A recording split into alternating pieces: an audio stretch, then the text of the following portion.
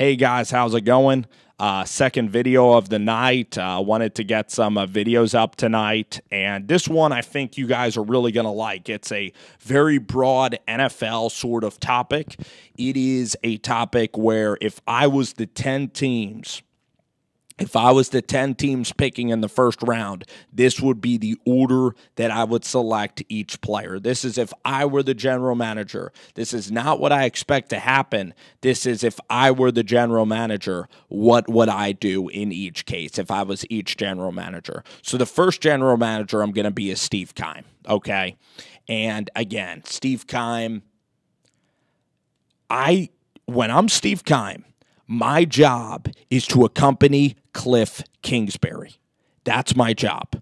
Steve Wilks was not a great selection at head coach. I panicked and I messed up last year. I am coming off of a really rough draft. If I'm Steve Keim, I am not moving Josh Rosen unless it's for a very high second round pick at the very least. Very least. I would like a first rounder for Rosen.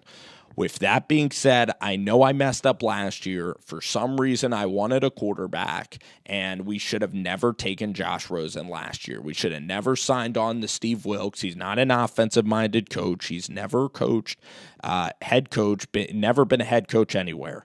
Now, Cliff Kingsbury, he's not a defensive specialist, so Vance Joseph is going to have to take over. At Texas Tech, Cliff Kingsbury's defenses were awful, and that was not winning football. And Lubbock, Texas is a very tough place to recruit to in the Big 12. He did decently there. He won 7 or 8 games. In the NFL, if Cliff Kingsbury has good, solid, spectacular offense, Cliff Kingsbury can be very, very good with a defensive coordinator there. So I'm Steve Keim, and I'm looking at Cliff Kingsbury, and what should we do?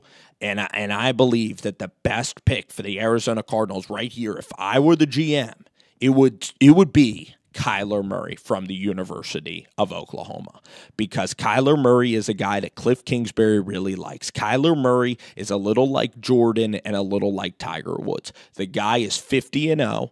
The guy played at A&M, didn't do that well at A&M. He's kind of on the older side. I believe he's 21 or 22 years old, has a lightning quick release, has great production. He's a Heisman Trophy winner. He's from the same coach as Baker Mayfield, and Cliff Kingsbury will accompany the offense for Kyler Murray. Because Kyler Murray played in a lot of spread principles, Cliff Kingsbury will have spread principles. He adapts his offense to his quarterback. So even though Cliff Kingsbury had McLean Carter, even though he had Davis Webb as his quarterback, even though he's had guys like Nick Shimonek come in and be pocket passers, he will utilize Kyler Murray, make completions very easy for him. And Kyler Murray's the guy that Cliff Kingsbury wants to work with for the next 12 to 15 years to say long-term answer at this position for the Arizona Cardinals.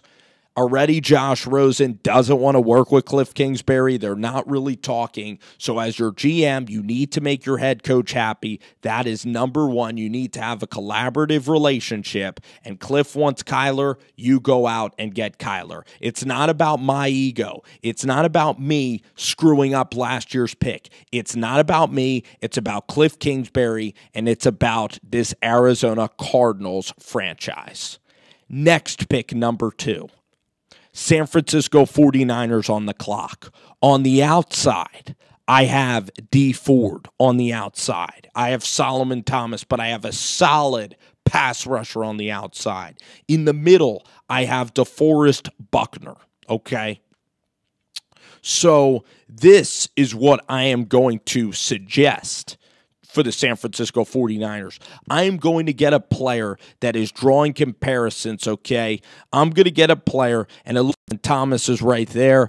I didn't like how Cassius Marsh was let go. I liked Cassius Marsh and the effort that he gave. There's a reason why he signed with somebody else if he was that good of a player.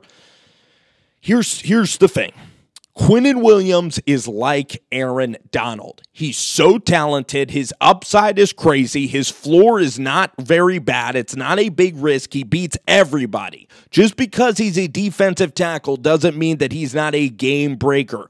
Aaron Donald is an ultimate game breaker. There are defensive tackles in the NFL like Geno Atkins, like the guy Gerald McCoy, Fletcher Cox. There's really good defensive tackles. Quinnen Williams is a prospect way above Nick Bosa.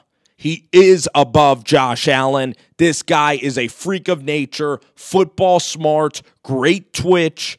This guy, Quinnen Williams, number one defensive player in the entire draft, and probably my highest rated player, maybe even above Kyler Murray, is Quinnen Williams. It's a slam dunk lock pick. You now have Dee Ford, Quinnen, and DeForest. There's no way that defenses will be able to block the length of DeForest Buckner's arms and Quinnen Williams together. That will be devastating for defenses. Dee Ford off the edge, Quan Alexander coming off the edge of Fred Warner from the blitzing positions.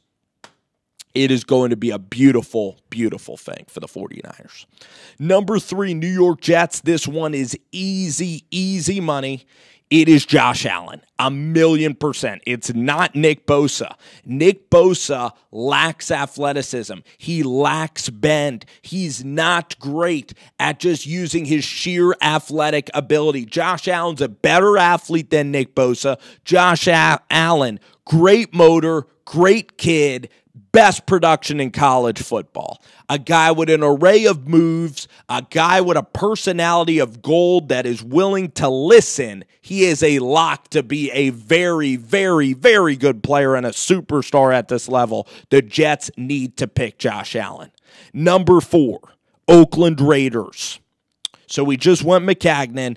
Now it is Mike Mayock, my favorite GM in football. I like Mike Mayock. I've always loved him at the NFL Network. His interviews are very informative. I am a big Oakland Raider. Mike Mayock, John Gruden. I like everything that these guys do. I do. I like John Gruden and I like Mike Mayock. They picked up Brandon Marshall from the Denver Broncos and Vontaze Burfict, okay? So and they also have Arden Key kind of as a linebacker. What that tells me, especially with the pickup of Brandon Marshall, is that the Oakland Raiders right now, what they are going to do is take Allen or Bosa. What I would do, if I were the Oakland Raiders, you could have a very good bookend defensive end in Nick Bosa, or you could have Devin White.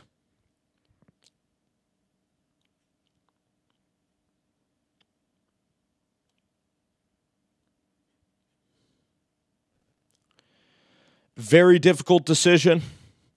For me, I picked the character of the young man. I'm picking Devin White. He is the 4th-rated guy on my board. Brandon Marshall's getting older anyway, past his prime. That's why he was let go.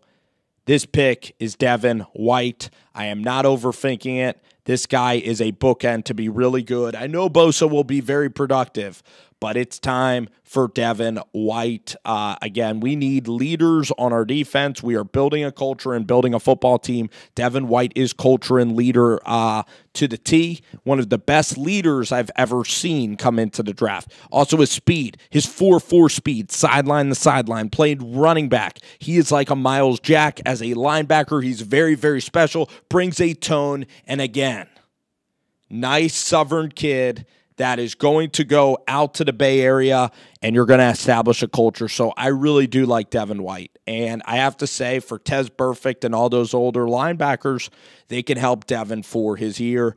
I get the Bosa pick. I would get the Bosa pick a lot. It makes a lot of sense from a scheme standpoint. But the BPA, for me this high, I'm going White over Nick Bosa. For the Tampa Bay Buccaneers. Now, the Tampa Bay Bucs have an 8-ball. This one is still a slam dunk. You are still getting a very, very, very good talent, and you are. I have said that Carl Nassib is not Nick Bosa, and Nick Bosa makes the perfect sense for Jason Licht. You have Pierre-Paul, who's older, Carl Nassib. You take the best player available, and it's an easy shoe-in. Nick Bosa is going to be a good NFL pro. Just because White is better doesn't mean that Nick Bosa is not going to be a very good NFL player. Number 6 now for the New York Giants. Number 6 is Drew Lock, the quarterback. Drew Lock is the quarterback that I would take at number 6. You can maybe get Christian Wilkins later in the draft. Christian Wilkins is high on my list, very high on my list. But again, this needs to be a pick for the New York Giants. I don't like Gary. I don't really like Ed Oliver. There are risks everywhere. I can get Chase Winovich maybe later in the draft. But for number 6, what I would want for the New York Giants, if Drew Lock is there, I take a quarterback and I take Drew Lock. The defensive talent is not that good at this stage. You're in a very risky mode. You're going to see a lot of misses during this stage. So again, you take players that are safe. You take a quarterback right here that can potentially help fill in for Eli in the next couple of years. And I like Drew Lock. A lot of people like Haskins. If the Giants take a quarterback, whether it's Lock or Haskins, the defensive talent at this stage, you're getting a lot worse. Rashawn Gary is the model of inconsistency. Ed Oliver doesn't even play. He held out like Le'Veon Bell. He's a huge risk at this stage. Montez Sweat has the heart condition, and Montez Sweat also just relies on his athleticism. He barely has any moves to get to the quarterback. So, New York Giants going with Drew Lock or Haskins. I'm taking Lock at number 6. Number 7.